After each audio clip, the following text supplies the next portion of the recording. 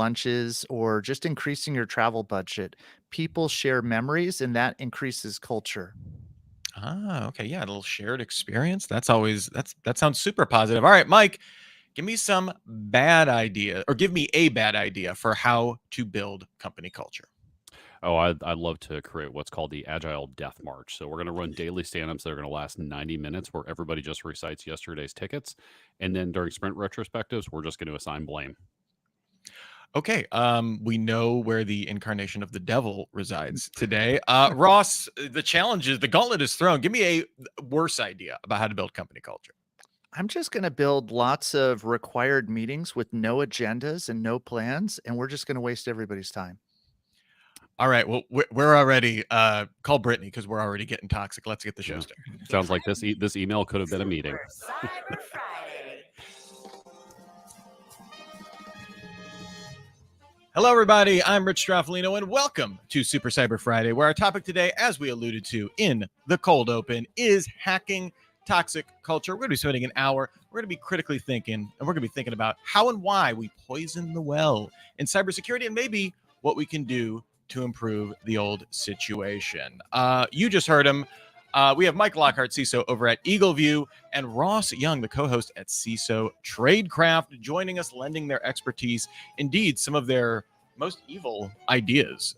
In fact, I'm aghast at both of you already off the bat here for what you're laying down here. But this is fantastic. I cannot wait to get into this conversation, and I think everybody here has some stories to tell along this way. How do you get involved? First off, get involved in the chat. We've already have some, we have see James Sparrenberger, Darius Jung getting in there, Andrew Aiken.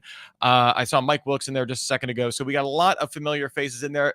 You can become a familiar face if you get involved in our chat. We have two kind of little games in the chat you can play. You can submit your bad idea. Use the hashtag bad idea so our producer, Andrew, can find those a little easier. The bad idea is the worst way to build company culture. See if you can one up Ross or Mike. And then the 10% better tip, market hashtag 10P, how to improve a toxic workplace. You've already made it bad. How do we start making it better? If you really have a thought or a story or something like that you want to share, you can always ask to be brought on. Let's try and keep it in the chat if possible. But if there's something that we can't hold in the theater of the mind, we can always have that as an option. And remember, use the Q&A panel. Ask your questions. We will get them on the screen, get them answered by both Ross and Mike. So the agenda for today, we already did our cold open. We're going to be doing our bad and our 10% better ideas. We're going to be playing the public interest and the Department of Yes later in the show. Always a fun time with those. And then remember, stick around for our meetup that happens right after the show in this very interface. You don't have to go anywhere. Also, remember, you can register for next week's Super Cyber Friday, which is all about hacking burnout. I know this is a new topic. No one ever talks about hack burnout in cybersecurity, right? We were all perfectly happy and stuff like that. But if you've ever, by chance, have experienced it or know of it, you might want to be involved in that conversation. That's coming up next week. The big boss man, David Spark, will be back for that. So make sure you register for that, and we will have a good time. And like I said, stick around for our meetup right at the top of the hour after the show. You don't have to go anywhere. You can just chill right here. That's a lot of me talking about a lot of slides. So we need to get into the conversation here. Ross, let me just start with you here. We could go down any number of roads when we're talking about toxic culture. I guess, what have you seen in terms of early warning signs, right? That things aren't going in the right direction. You know, it's not a hellscape yet, but you know, what are some of the red flags either for a current employer or maybe someone coming into an organization? So I spent most of my career in Central Intelligence Agency, and the predecessor to that is called the OSS, the Office of Strategic Services. And they built something called the Simple Sabotage Field Manual, where they talk about how do you destroy an organization, because they were going to do that to foreign governments, right? And there's a great list. I'm going to put this in the chat for anybody who wants to see it. Oh, yes, but it talks about, how do we make everything go through a channel? How do we talk frequently and have long speeches? How do we bring up irrelevant points and issues? And as you go through this checklist, just think about how many of these are in your present organization. and I think you'll be surprised. You're like, oh my gosh, do we have saboteurs in our organization that I didn't even know? Wow.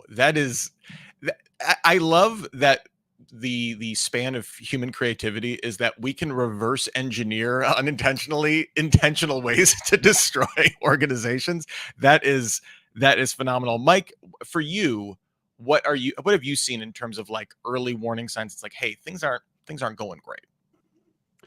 So what I've seen in multiple organizations is the constantly shifting tides with review and performance frameworks. When you go Oh. from quarter to quarter and you go from a 9 box to a entirely different system, or now you're going to have teams rank and evaluate each other, stack ranking.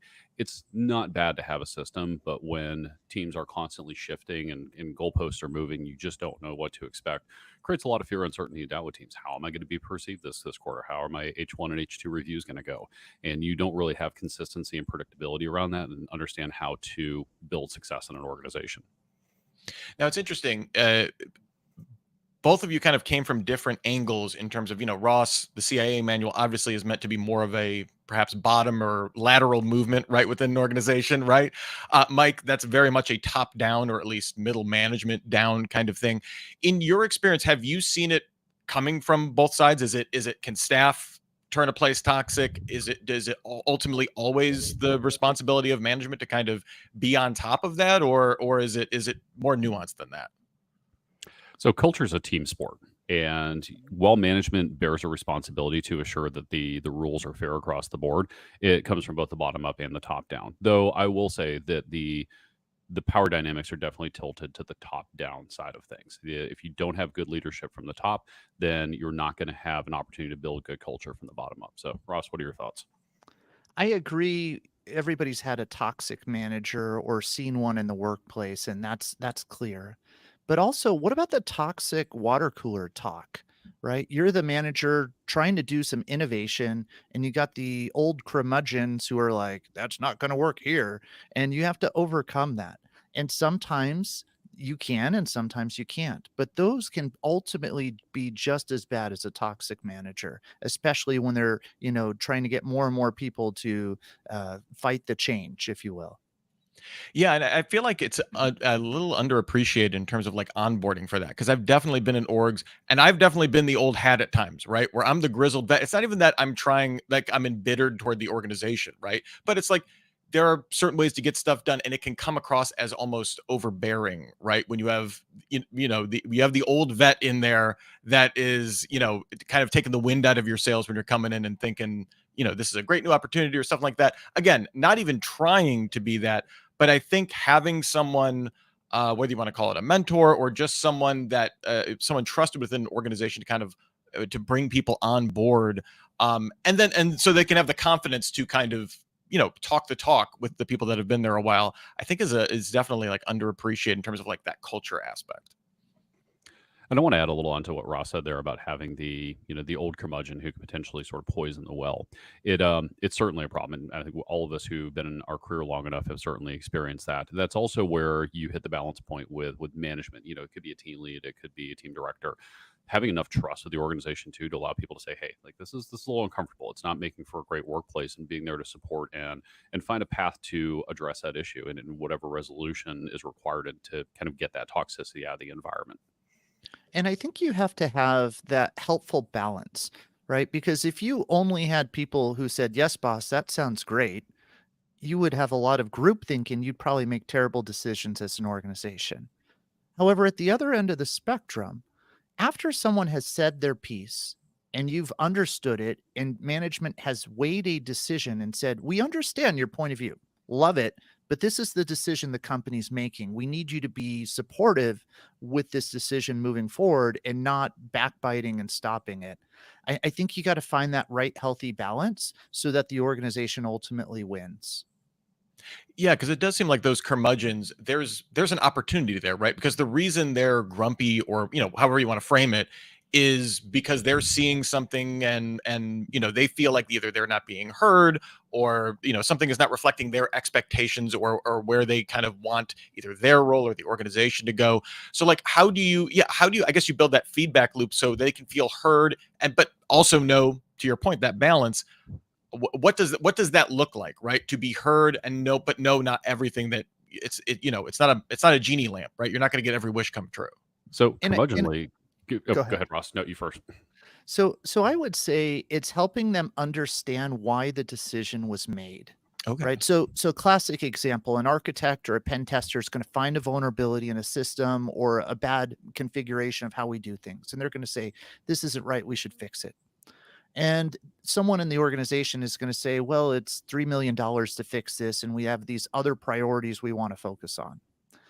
That pen tester may be feeling like, oh, you're just throwing my idea to the ground. This is really important. You should do that. But I sometimes you're gonna say, "I know we don't have the same outcome where we see it. I want you to know I took your advice, but we feel this is better for the business to take this because of these 3 reasons."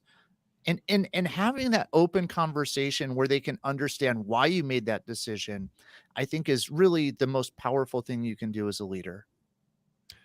And to add on to that, the curmudgeonly signal is really something a manager or leader at any spectrum of the business should actually pay attention to, because what does that say? Some people might just be curmudgeonly, and that's just who they are. But in a lot of cases, it's an indicator that they're stressed, that they're irritated about things that are being not communicated, or budget changes, or just strategic changes that are impacting them. But the reason that they're bothered by that is because they're actually passionate about what they do. And somebody who's curmudgeonly, it's a good opportunity to sit back and say, okay, why are they so frustrated? Why are they in that mindset right now? And is there some things I can do to maybe change the dynamic? Is there work that they want to be focused on that's more interesting to them, and that's going to give them a better satisfaction, with the day to day job? Or is there maybe a better signal there? This is somebody who actually really knows what's happening on the ground, and maybe I need to reevaluate the direction we're going, and pass that messaging up and try to listen to why they're irritated, why they're curmudgeonly. So it's not necessarily an indicator of a bad thing. It could be toxic, but that toxicity might be a good indicator that there are other systemic issues that you need to pay attention to that are broader than just that one person.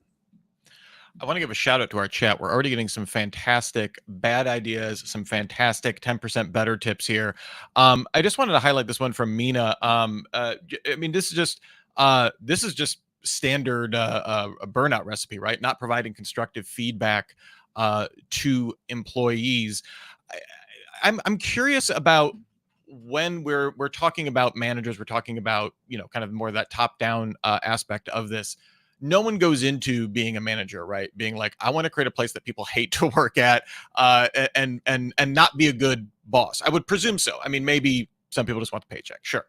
Uh, how When you have a boss like that, one, how do you identify for yourself? I guess what's toxic versus, oh, we just don't we don't gel well together. Like, we've all had people that we have different styles, and we just learn to kind of adapt to that.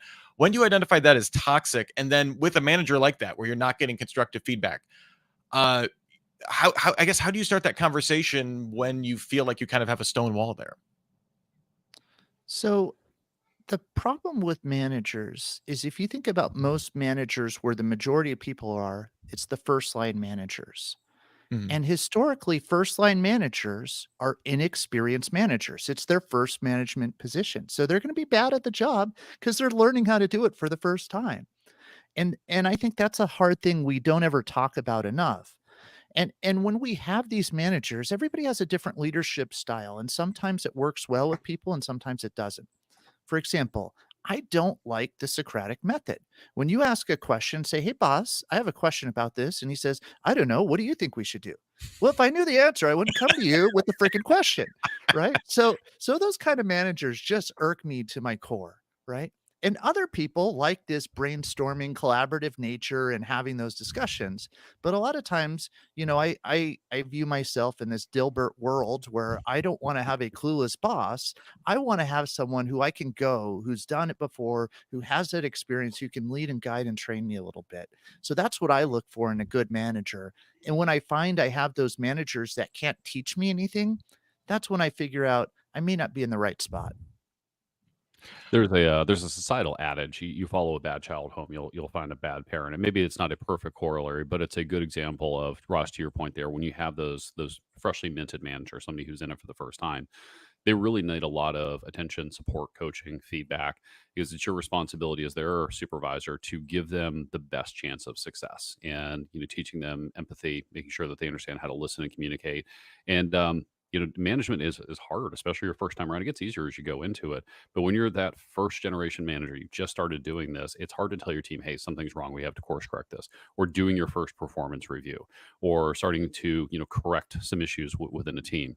And that really requires that manager supervisor to be hyper focused on, let me make sure they're successful. Let's have that constant feedback loop and that high touch. It's not a sort of fire and forget. If you're not invested in their success, then you're setting them up for failure right out of the gate, and that can flow into downstream toxicity over time.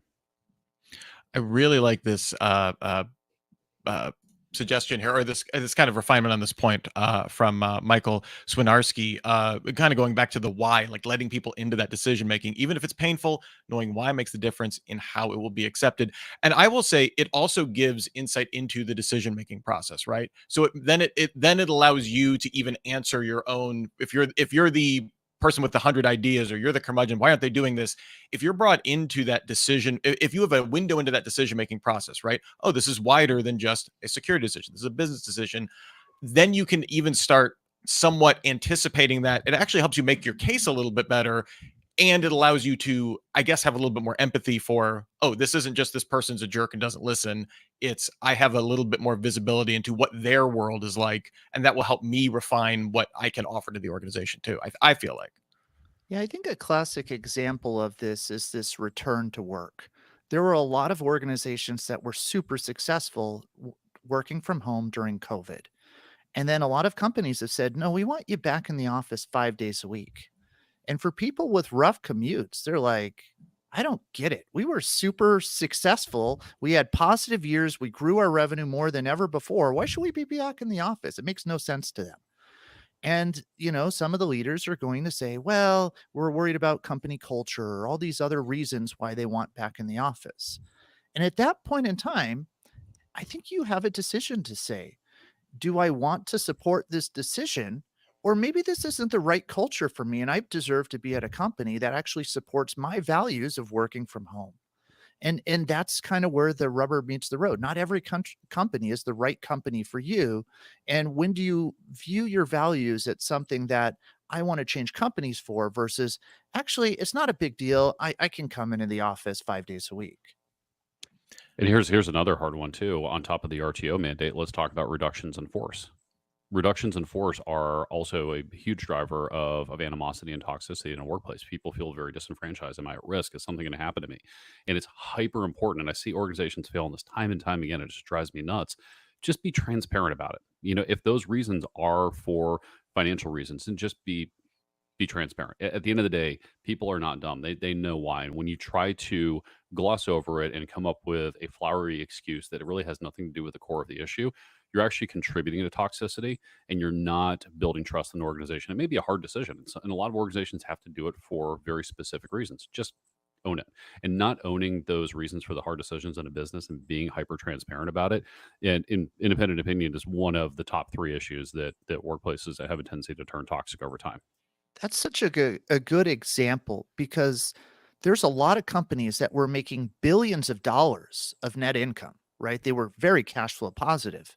And then they have mass like 10% reductions in the workforce. They didn't need it to stay positive. They're still super positive. They did it for another reason, and people know that. So if you say, "Oh, we're just doing it for this one reason," that doesn't make sense. Y- That is where really how the culture can change and become toxic. Yep, I agree. Change saying sometimes you have a fiduciary responsibility you have to follow. We are aware of it. Let's just own that. And it might be a hard decision. It might be uncomfortable. It might be unpopular, but being transparent and just being truthful goes a long way to helping maintain a relatively healthy workforce. It's amazing how many organizations don't realize, like, don't treat your employees like they're stupid might be a good way to engender some positivity from them. Who knew? Um, uh, we'll get back to this conversation in just a moment. We got a lot of questions coming in. We got some 10% better tips I want Mike and Ross your feedback on. But first, we have to get to our first game. Do you know what others are thinking? On the public interest. Yes, indeed. This is the public interest. It's one of our patented games here that we have no intellectual property protection over, actually. But This is the game where I could put together a list of search terms. You have to tell me which is the most popular in terms of monthly search queries. I have them all with varying degrees of toxicity here. So, what got the most monthly search queries? Bullying or gaslighting? Mike, I'm going to start with you. I'm going to go with gaslighting. See if I go over one. Yeah, I was gonna say I don't have a strong record of performance on these, but I'm gonna go bullying, and so we'll see All right. how wrong or correct I am. We got a fork in the road here. I'm seeing pretty evenly split in the chat, maybe a little bit more toward gaslighting. So let's see here. And wow, a big win for gaslighting here. So Mike, you are ahead 1-0. It's still early. We can see what happens here. So let's Ross, there's plenty of time to come back here. All right, next up here, backstabbing, clicks, gossip, which is looking good here. Ross, let's start with you. I'm guessing gossip. You like that hot goss? Everybody's searching for the gossip. They want to know what's going on. Mike, what are you thinking here? Oh, having come off just recently rewatching the Scandal series, I'm going to go with backstabbing. Ooh, okay. Nobody clicks. I had to look up how to spell it. Maybe other people were. Let me just see here what the chat's looking at. They are pretty much in agreement with those two choices. So we will see here. Gossip coming in hot. Ross coming back. It's a new ball game. Anybody two? Oh, Andrew Aiken, 2 for 2. Let me know if everybody's doing good here after this one. All right. Most average monthly search queries: exclusion, favoritism, everyone's favorite here, nepotism. What are we thinking here, Mike? Oh man, workplace specific. I'm going to have to go with favoritism, and think that goes with our toxic workplace theme. Okay. All right, Ross. What are we thinking here? Favoritism. Does that sound good to you? I was actually in agreement on this one here, so yeah, I think I'm going favoritism as well. I don't know if I could spell nepotism, on a normal search by myself, so I'll take the easy option there. I'm seeing some votes for nepotism, although I think probably a little bit in favor of favoritism, ironically. So let's see what we got here. Oh, nepotism by a big margin. But that's okay. We're still tied. It's still 1-1. Ross at the race for the bottom. Let's see who gets there first. Yeah, if it was Nepo Baby, it would have been a runaway one. So okay, Kevin Farrell, 2 for 3. Now, I guess people are looking up how to spell it. Maybe that then I don't know. Sure, I'm sure there's nothing relevant about it in the news at all. All right, and our last one here: authoritarian, retaliation, scapegoating, turnover. All of these are just all these terms can be filled with warm and fuzzies here. Ross, what are we thinking here for the I'm last? thinking turnover. Maybe people are Googling like how to turn over a steak or a burger, and we'll get some of those in the average queries here. Yeah, a little maybe an apple turnover. Who knows? Mike, what are we thinking here? Oh boy, I'm not sure if we're talking about politics or work, but I'm actually going to. These are just general search queries. This is not cybersecurity specific searches. I'm going to go with authoritarian. All right.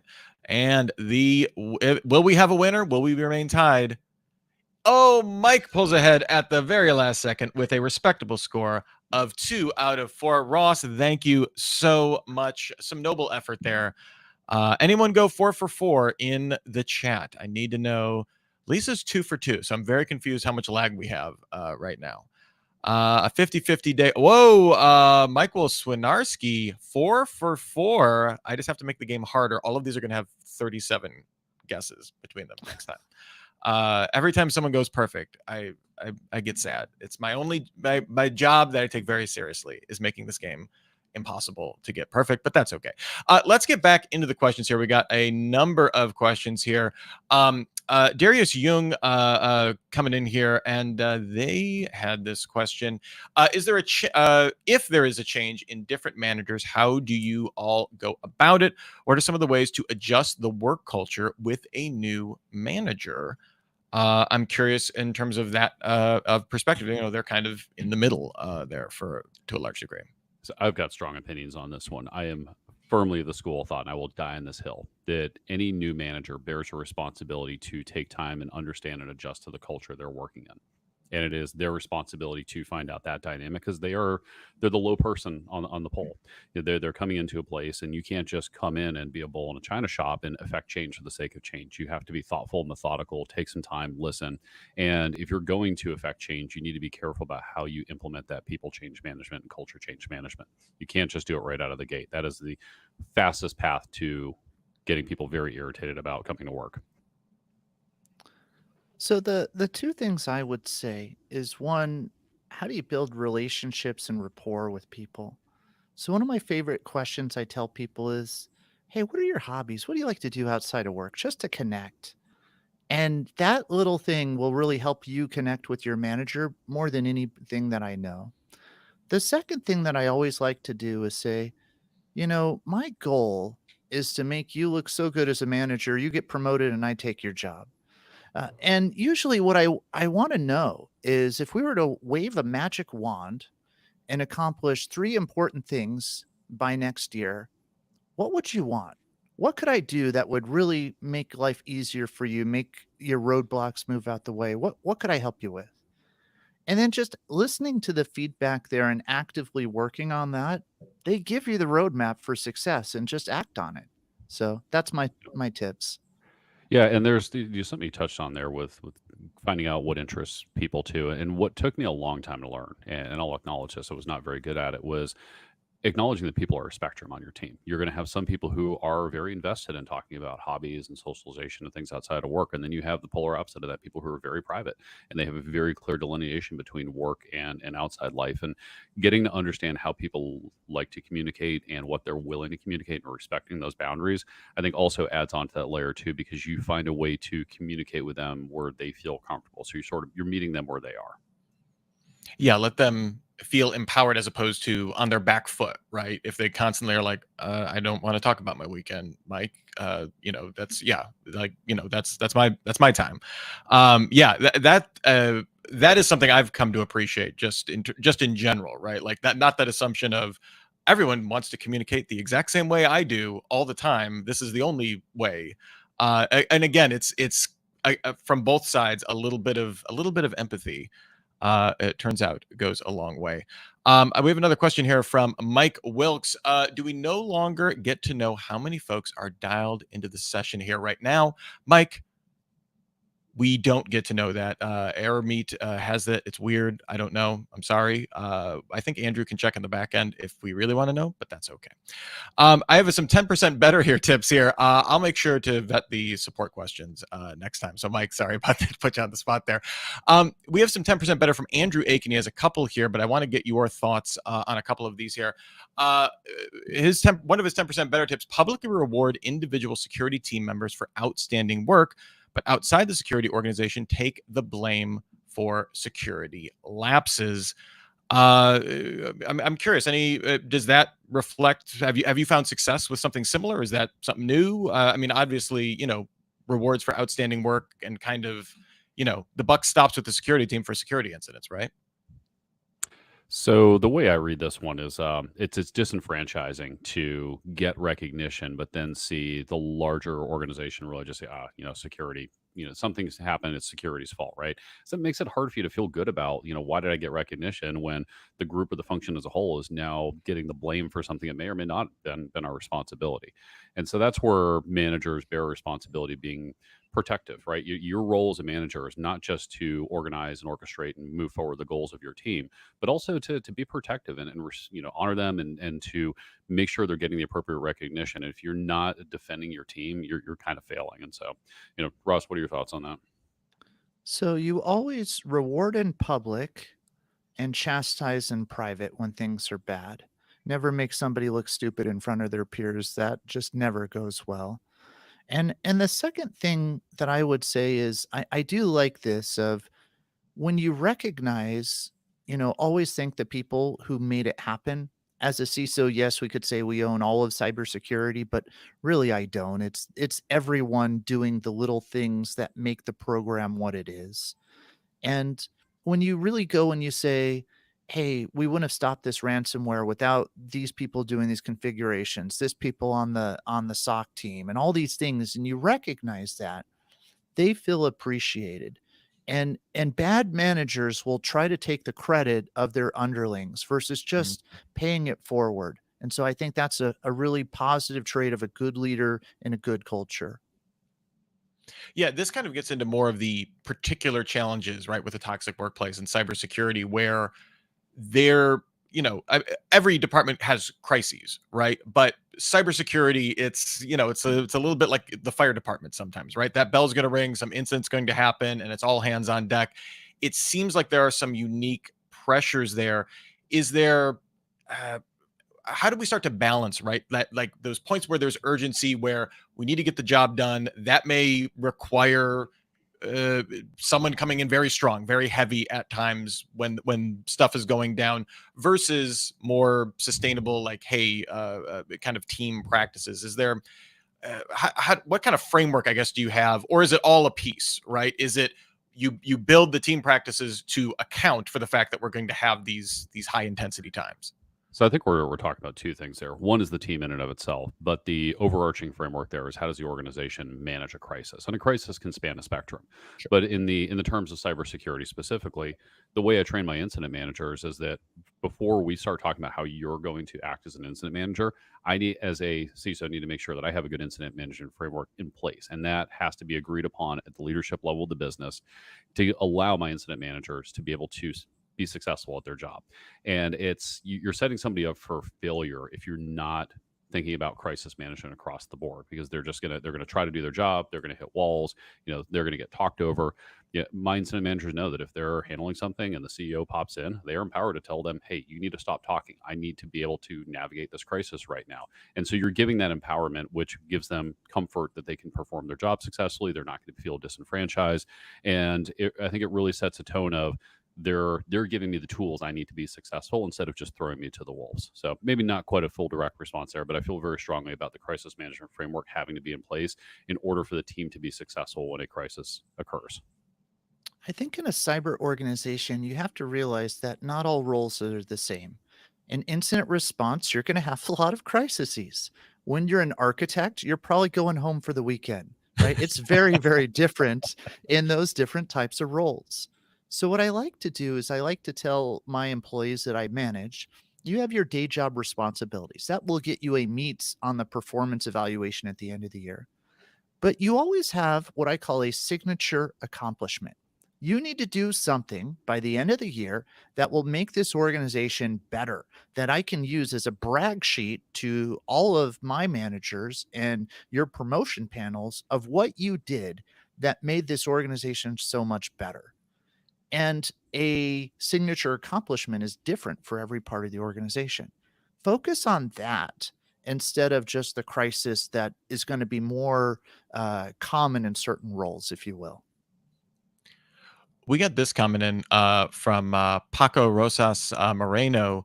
What about when security has to bail out other departments? And I kind of want to approach this of, it becomes very easy, right, to set up. We're talking about maybe toxicity within security teams, but to set up that us versus them kind of mentality in cybersecurity within the larger organization, which I think makes it possible to, your team may be operating okay, but if you feel like like you're literally in conflict, that is its own form of toxicity, right? Where, as opposed to, we're part of the business, where we're butting heads with them. I guess one, I think Paco's question is certainly warranted. How do you respond to that, and how do you build up your team to not become toxic around that? But then in that broader question, to avoid that us versus them kind of thought process that can be very easy to develop. So I think you have to put yourself in the seats of others. And I'll just think of two common examples. One, there's going to be someone who falls for a phishing message in the organization, and instantly you just kind of think to yourself, how did they fall for such a dumb email? This is like so obvious, right? But at the end of the day, that's a trivial thing to do, to just blame them for being stupid instead of saying, "Well, why did we as an organization let this happen?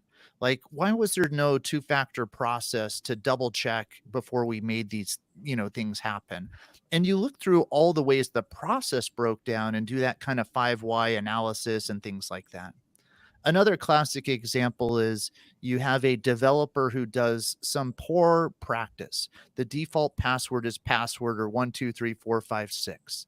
And you're like, are they an idiot for using this password?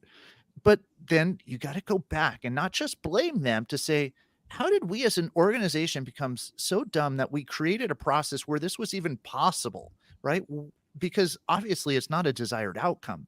So focusing back on this like process piece instead of just blaming that one individual who, could have their career ruined because of one thing that, you know, everybody make mistakes. We shouldn't hang somebody over all these little things, even if it does cause major outages. Yep. I try to apply a litmus test when it comes to the bailing out scenario, and it's two questions: can we and should we? The can we in a lot of cases is yes. Sometimes it's no, but the should we is where you really get to the harder decision. Just because our team can do something does not necessarily mean we should.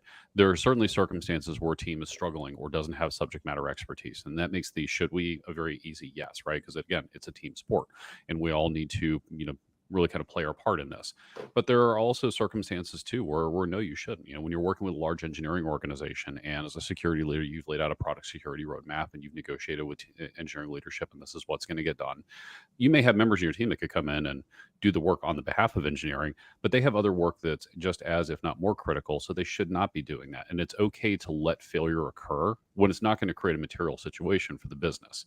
But it gives your team trust too that you're not just going to continually throw them into other projects that distract from their core goals. So, can we and should we? If you just think of those two simple questions right there, I think helps provide a conversational framework to make some decisions about what we should do and when we should or should not bail other teams out.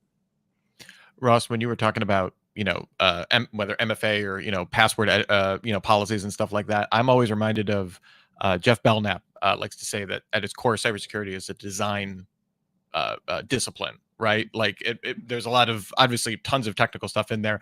And I always think when you don't design something to do a thing, that is a design, like the lack of a choice is a design choice at the end of the day. So if you're not designing password policies to hit a certain threshold, or you're not designing in MFA from the start, you're essentially saying that, it's saying it's okay because you chose, someone chose not to have that as part of the design of the system. So I absolutely love that. That is good stuff.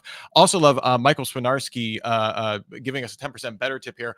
Focus more on engagement, such as workforce development, business alignment, and enablement, less on titles and certifications. We haven't talked too much about workforce development, but I know that can be a huge point of frustration.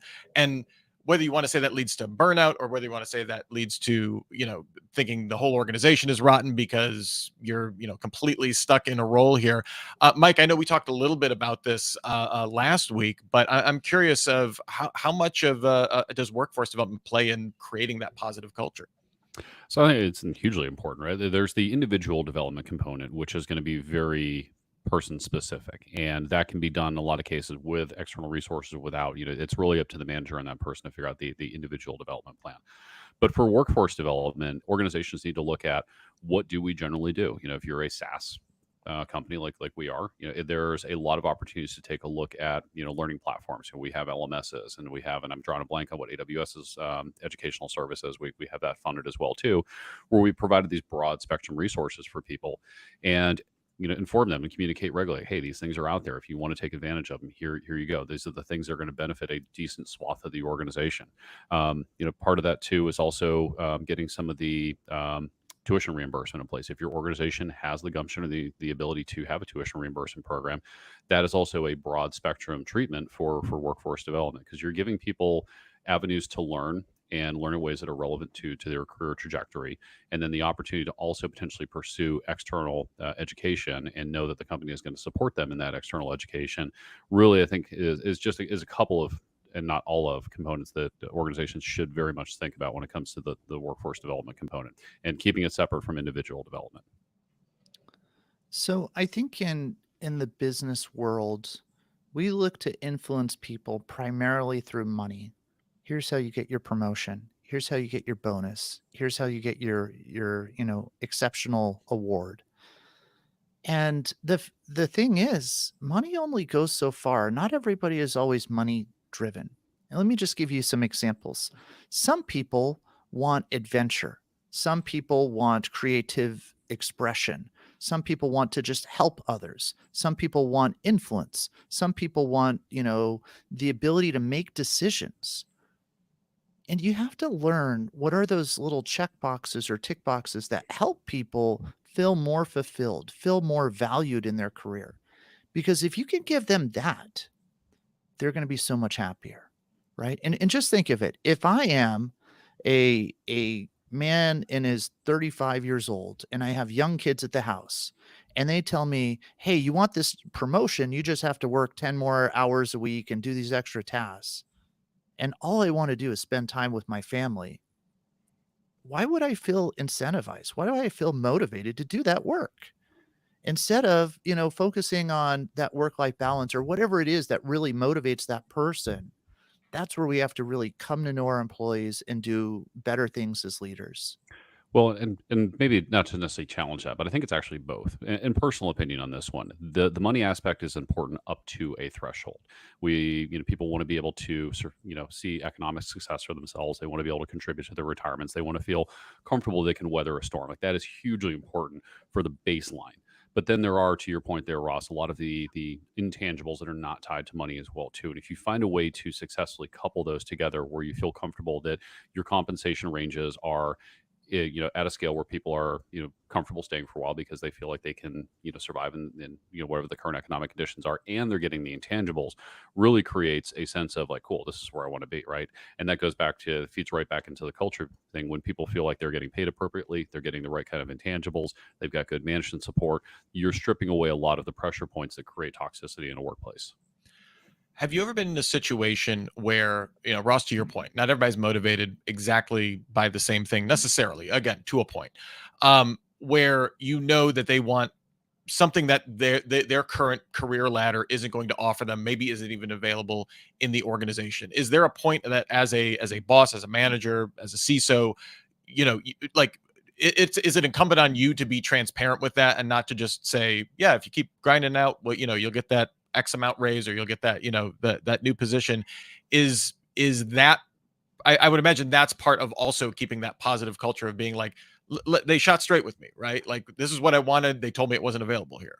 Yep, I think that's hugely important. We touched on this a little bit last week too, and this also falls on like what I was calling out business leaders talking about reductions in force. You have to be transparent with your team. They might hit a ceiling. Ceilings do exist. There might not be a growth trajectory in the path that they're on, and it's painful. But acknowledging that and being transparent about it allows you to have a conversation with, okay, they know where the limits are. Maybe they're going to look for something outside, and that's okay.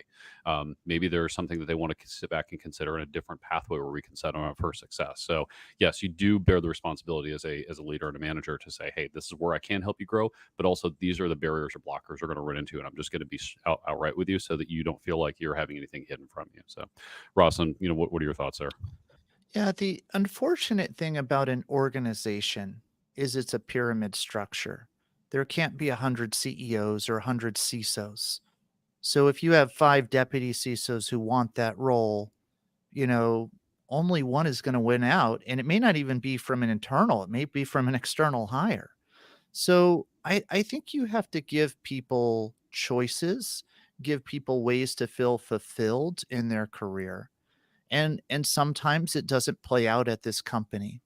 And I would say that's one of the hardest things that I've struggled with as well in my life. Like, I loved working at the CIA. I had no desire to go any other place for many, many years.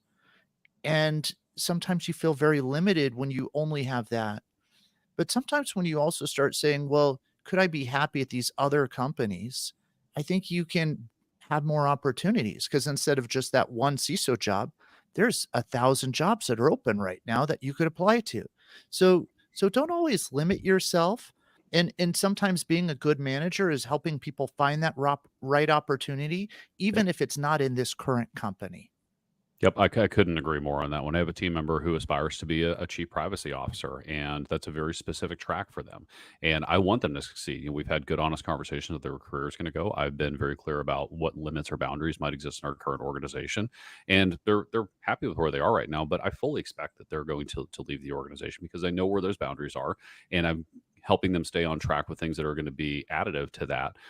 But not everybody's going to stay forever, and I think being transparent about it, being clear and just being unambiguous, all helps to have a good team for the time that that team is there, and then when they leave, they feel really good about what they had in that particular journey along their career. All right, before we get into some more questions here, we got a couple more in. Got a call coming in. Hello, welcome to the Department of Yes, where no request is ever rejected. All right, we have some amazing bad ideas in here. Your task, Ross and Mike, will be I will give you one of these bad ideas submitted by our wonderful audience. Thank you all so much for this variety of terribleness. And you have to give a good faith reason why you actually want to do this. You cannot be snarky. You cannot be sarcastic. You can be, but you will immediately lose, and I will call you out on it, I suppose. Please don't be. I'm very uncomfortable calling out people for violating rules. We're going to start here with Mike Wilkes here. I'm going to paste this in here so we can see it on the screen. Mike, thank you so much for submitting this here. Add keylogger software to your company laptops in order to surveil their work and productivity. Ross, I'm coming to you.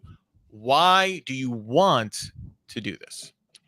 You can't measure or you can't manage what you don't measure. And what better way to measure productivity than using keyloggers to know how many hours they're actually on the keyboard? Because if you think they're there, but they're actually, working from home, eating, watching TV, you're missing all that productivity. And we're seeing this rise in the workforce. There is this thing where people are working 3 jobs at the same time, and you don't even know unless you have tracking on your employees. That sounds I mean, you know what? I'm ready to plunk down on some keyloggers now. Send out some USB rubber duckies as free gifts to all my employees. Mike, why do we want to do this? Well, promotions are limited. So this year, all my promotions are going to be based on who has the least amount of misspellings the first time they type a word on a keyboard. All right, so this is the performance evaluation. It's little do if you you're know. using Grammarly, it is too late. I am so sorry. That is tremendous stuff here. We also have one from Darius Jung here. I wanted to share here. He's one of our new regulars here that we love having on the show here. So Darius had this to share here. Let me just bring it up on stage if I can find it. There we go. Send Zoom links every other hour to check if your employees are doing their job. So this is an alternative, right? Like we can either go keylogger or we can just every hour quick stand up. Let's get it going. Mike, why would you want to do this? Well, little do my employees know that I made a very poor fiscal decision in my Zoom licensing, so I have to make sure that I'm justifying my utilization. But that's not for them to know. So this is purely for ROI. Okay, so you don't necessarily think it's a good management, but you think it's a good for ultimately for you as a CISO. Yeah, as a CISO, you're involved in software buying decisions, and I happen to like this because it was a secure platform, and I had some utilization numbers I had to meet. Ross, what are we thinking here? A lot of things are lost in tone, right? So I can write an email, but you don't always understand the tone, especially if I rewrote my email through Chat GPT. So I feel like when we have more face-to-face conversations, I can see what you're thinking. I can, just really get a better, closer alignment so nothing is lost between the context through the tone of our messaging. That was I'll be honest. That one, Ross, I'm convinced now. Like this is you don't want RTO? Well, guess what? We're gonna figure out a way to that's like almost there's a little empathy there. I like that. Mike, you were cold and calculating and self-serving, but it was also accurate. But Ross, you touched my heart. I think that one won the day. We have some more questions. We have some more 10% better tips in here. Let me see what we have here. We have one from Mina here I wanted to share. Let me just get this up on stage. As Ross mentioned, there are many first-time managers. So how can the team help them to realize how important their role is? I think this is really good, right? Like how can a team help uplift a new manager? We talked about those first-time managers. It's not an easy position to be in. What can the team do to help make it less, create a successful relationship, I guess? Is there anything? We always talk about managers giving performance goals and evaluations for their team. Why don't we do it the other way around? These are the 3 things I need you to do as my manager, and I'm going to follow up to see if you can help me with these things. Like, give clear things for your manager to do, and you're going to find out really quick if they're a dirt bag and don't help you, or if they're the good manager who knocks it out for you. But if you're frequent in your feedback and you send, the weekly status checks just to kind of ask and say these things, you're successfully managing up, right? I like that. I like that. Mike, what are your thoughts? Well, especially if you're a software engineer, I think you should absolutely create an internal site that puts your manager's head on a donkey, and you can have pin the tail on the manager, and the gripe board. Remember those like little magnets you can put on your and make little phrases there. You should find things your manager says and just find ways to make them a little snarky. You got to keep them on their toes, right, and make sure that they know that they're on they're the prey, not the predator. Oh, good gravy. The words of Mike Lockhart, ladies and gentlemen. We are running a little short on time here. We got about 10 more minutes of show left here. Just want to run through a couple of things before we get out of here. The big one, stick around for our meetup. We're going to be having it right after the show at the top of the hour here. Stay right in this interface. We'll open up some breakout rooms.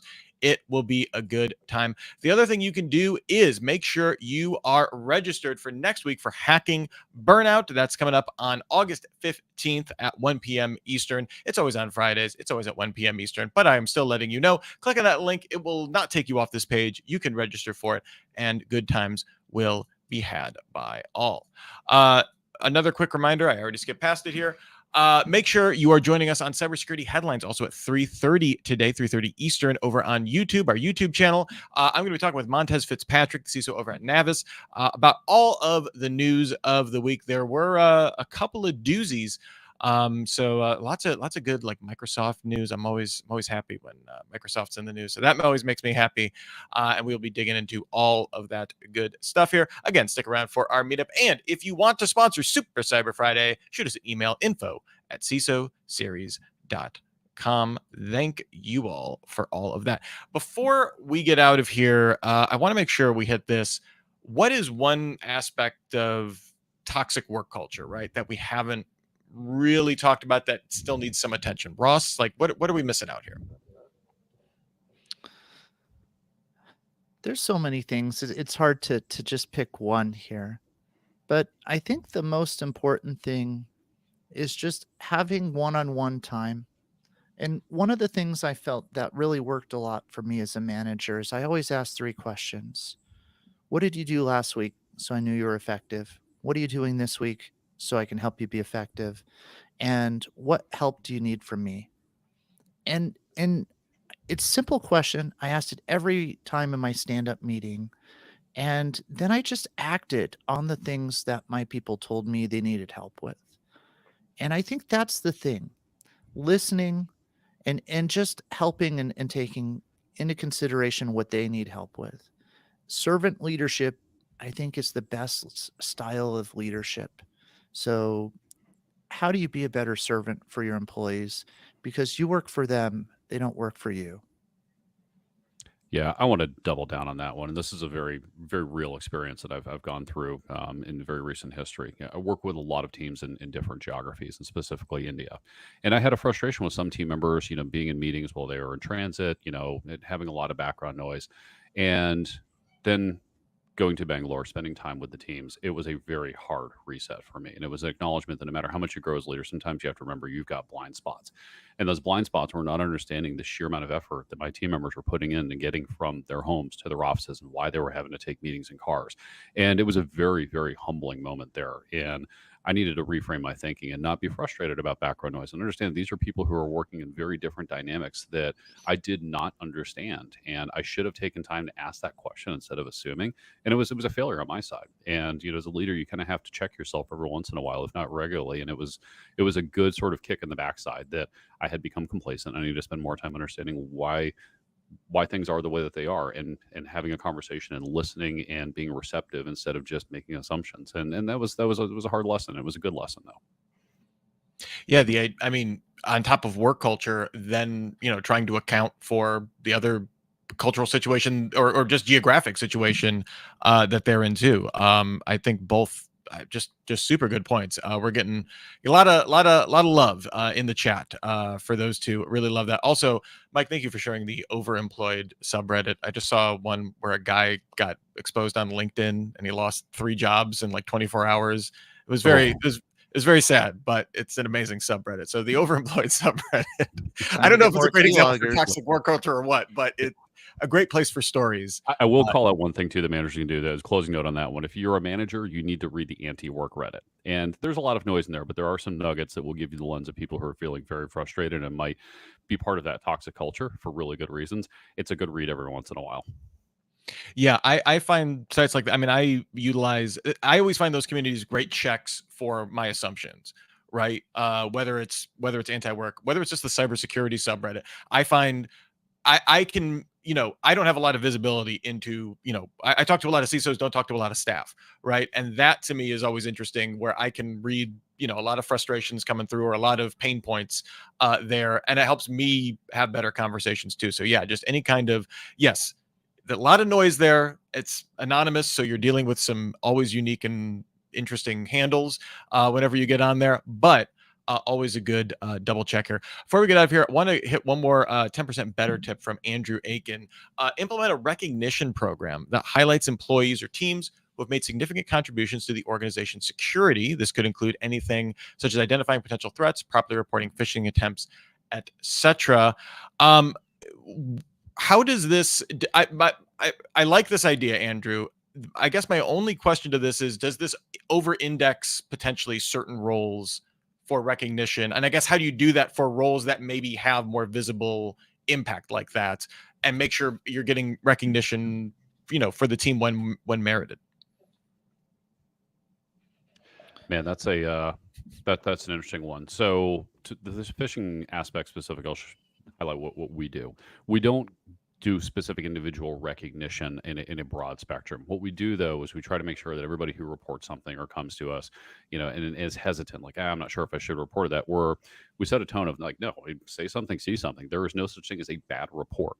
And I was very conscious with the team and trying to build that, no matter what we think about what's reported, you may feel like, I don't know why they report it. You always tell that person like, hey, thank you. Like, do it again. I would rather get 20 reports from you than get no reports at all. And so it's not so much an individual recognition thing. It's more about a tone and temperature that we set with the organization there, where we're constantly being positive about those reports there so that people feel like it's okay to do so. You don't want to create a culture of no, you want to create a culture of know-how. So I think one of the things we do wrong in cyber frequently is we don't get change management correct. Any CISO today can write a policy that says you have to patch in 5 days or less. And if all we did is write that policy, we would fail horribly. There's more to change management. And the biggest thing I think that really helps is gamification. How do we create incentives? How do we create leaderboards? How do we create, reward structures and things like that, so people want to participate? And so instead of it being hard work, it becomes fun. It becomes something we really enjoy being a part of. And when you take those lessons from video games, this gamification concepts, I think you can start to change the organization faster than anything before. And that's where I think one of the biggest opportunities for CISOs lies. Couldn't agree more. Before we get out of here, I just want to give a big thank you to everybody that is showing up in our chat, seeing some names, some regulars, and also some people that we haven't seen before, haven't seen in a while. So Cliff, Paco, Andrew, James. I'm just going through here. Hey, Mike Lockhart showed up. He's been coming more recently. No, I'm just kidding. Darius, Mike, just everybody that's been getting in here, helping make this chat super fun. Lots of great feedback on here. Lots of great ideas. And yes, James, I agree. Glassdoor for a hot minute was glorious until HR discovered how they can gamify that. But that's all of these platforms, right? So very good stuff. And also a big thank you to you, Mike, to you, Ross, for your time, for helping us out here, for lending us for how I really like this conversation in terms of like that servant leadership idea, that empathy, that respecting your employees' intelligence. I think are all good takeaways, and hopefully we can build some better workplaces that people either want to virtually or physically go to. So we are just about out of time. Remember, our meetup is going to be starting as soon as we go off the air. The rooms will open up, so stick around. We want to talk to you. We want to see your beautiful smiling faces. They can be frowning faces too. It's okay. We take all kinds. So please, Andrew, we can go ahead and take us out and get those breakout rooms